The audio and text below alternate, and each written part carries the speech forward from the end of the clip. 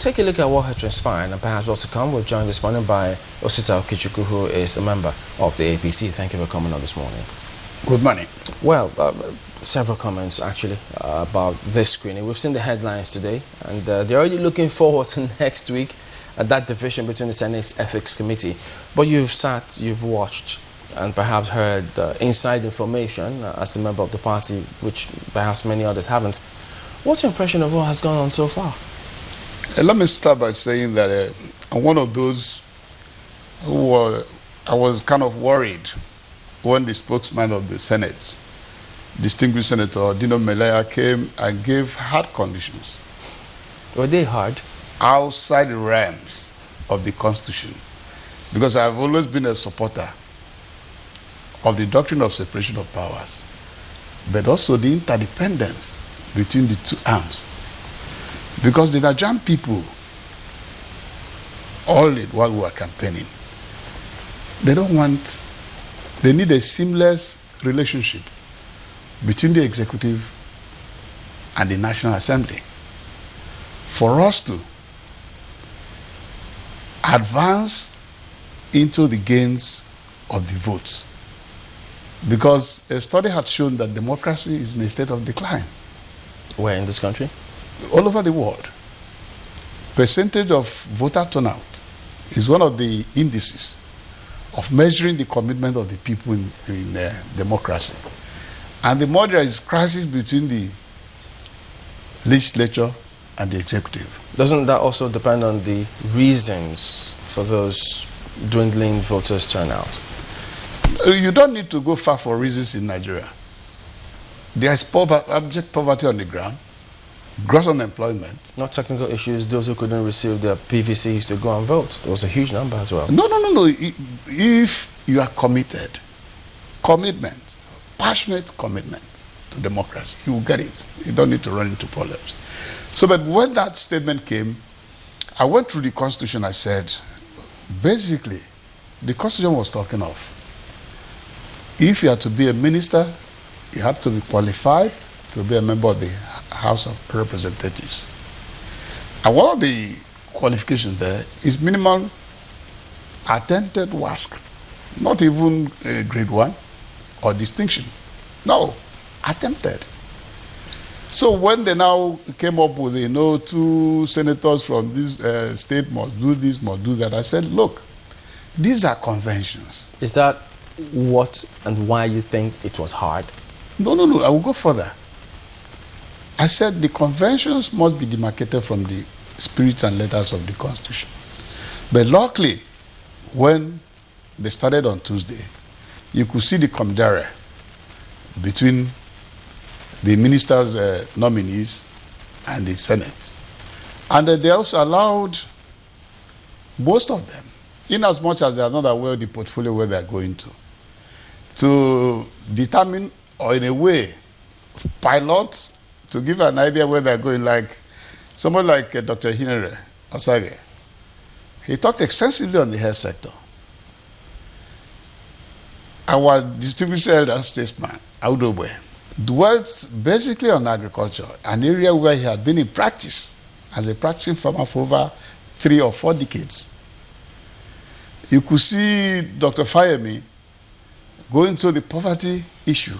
Because a lot of people that we are talking about, I watched most of your programs, the AIT and the NTA. Most people are not advancing themselves on the struggle in the country, the struggle between the market forces and the pro-people forces. It was reflected in the presentation. So wait, are you suggesting that you didn't want them to be questioned that much? No, the question was good. It was good, but it wasn't violent. It wasn't abusive. It comes back to experience. I'm trying to put some reason to this. You tell me what you think about it. Because if we didn't attach portfolios to some of these names, which most Nigerians said would have been the change that the APC would have brought to the table if they had done that, which no other government in the past had done. The next thing for them to do is to look at their resumes And if you look at the resume, and if you say you've been a big-time successful farmer like Chief Audu Ogbe, or someone who's been in the medical practice like Dr. Ihanire, where else do you bring your questions or directed questions to?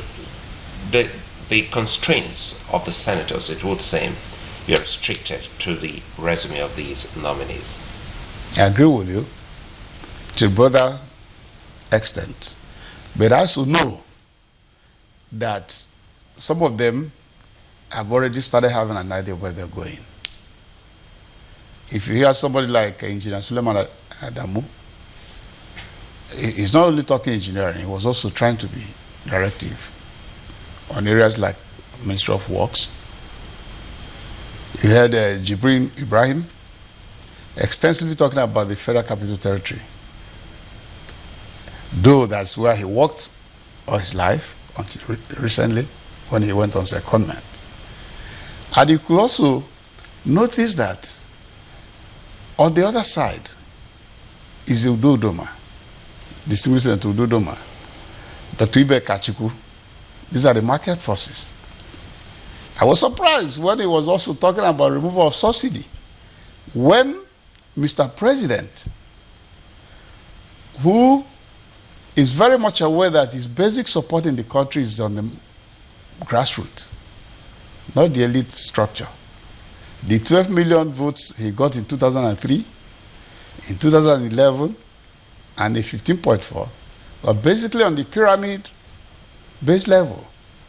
And that's why he insisted, as a president, that what he could do, that his President Muhammad Buhari would rather cut the leakages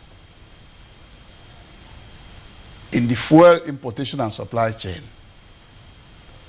And if he cuts the leakages, while other avenues of getting the existing refineries to work or attracting foreign investors is going on.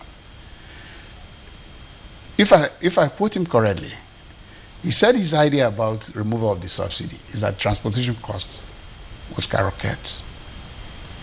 And that whatever you're going to do, you must remember these people. Because that is his backbone. So, but Dr. Ibe Kachuku, being a pro-market group, you cannot also want him to change overnight. But I believe, sincerely, that all we're going to achieve will be predicated on Mr. President's vision that if you curb corruption to a greater extent, we'll have enough to increase allocation to education, we'll have enough to increase allocation to health. Can I come in here? Please, please. You see, okay, the monopoly of knowledge comes to play here, which people say there's a context when people talk about monopoly of knowledge. The president has his own idea, and for someone who is a player in the industry, Dr. Ibe Kachuku has been there, and he's seen that the road we've always wanted to be on, of always having a subsidy and blocking all the loopholes, is not the best for any economy that would want to develop. So don't you think it's high time we started listening to people who have other ideas or other notion about subsidy or any other matter that has to do with the diversification of our economy? Nobody is opposed to the diversification of the economy. There are two issues in contention. Because I realize every time we talk about there subsidy, are two issues in contention. Bring that side by side with the idea of the president. What are the two issues in contention? As we were taking off in the democracy back in 1999, down the line about 2002 or 2003, there entered an Okonjo-Iweala, acclaimed global experts, World Bank, IMF. And he went the road of this nebulous economic trajectory that says government had no business in business, that the private sector would develop the country. 16 years down the line, the government almost receded in investing on critical infrastructure. When you ask yourself, where did the money go to, you can find. But what we did in the major committee of the APC